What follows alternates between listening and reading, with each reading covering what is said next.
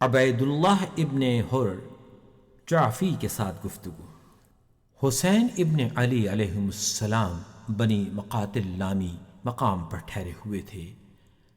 آپ کو مطلع کیا گیا کہ عبید اللہ ابن حر جعفی بھی اسی مقام پر قیام پذیر ہے۔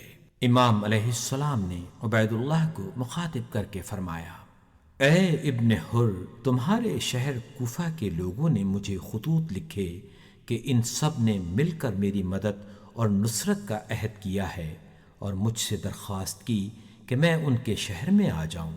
میں آ گیا ہوں، لیکن اب میں انہیں ویسا نہیں پاتا جس کا انہوں نے دعویٰ کیا تھا۔ تم اپنی عمر میں بہت زیادہ گناہوں کے مرتکب رہے ہو اور تم سے بکثرت خطائیں سرزد ہوئی ہیں۔ کیا تم چاہتے ہو کہ توبہ کرو اور ان گناہوں اور خطاؤں سے پاک ہو جاؤ؟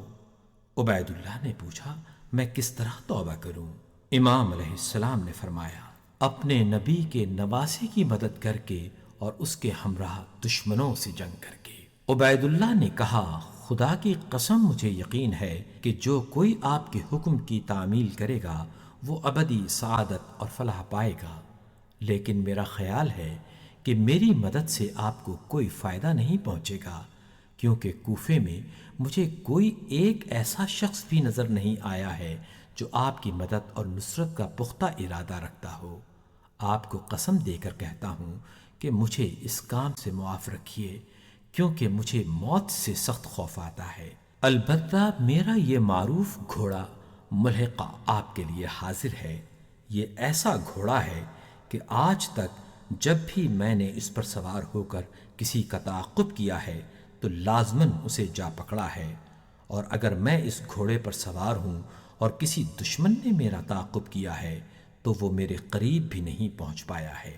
امام علیہ السلام نے اس کے جواب میں ارشاد فرمایا: جب تم ہماری راہ میں جان نثار کرنے سے گریزاں ہو تو ہمیں بھی نہ تمہاری کوئی ضرورت ہے اور نہ تمہارے گھوڑے کی، کیونکہ ہم کسی گمراہ شخص کو اپنے مددگاروں میں شامل نہیں کرتے۔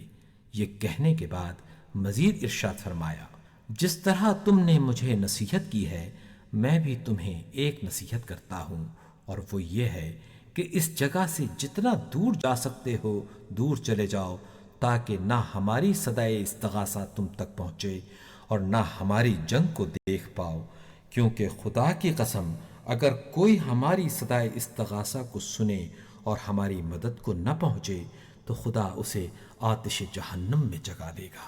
عبید اللہ ابن حر جعفی نے امام حسین علیہ السلام کی اس نصیحت آمیز گفتگو سے کوئی اثر نہ لیا۔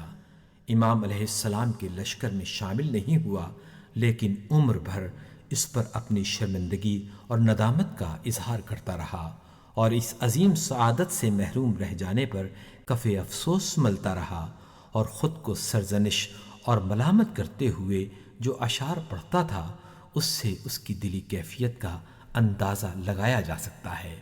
کہتا تھا: آہ، جب تک زندہ ہوں یہ حسرت اور افسوس میرے دل اور سینے میں موجود رہے گا کہ اس نے مجھے بے قرار کیا ہوا ہے۔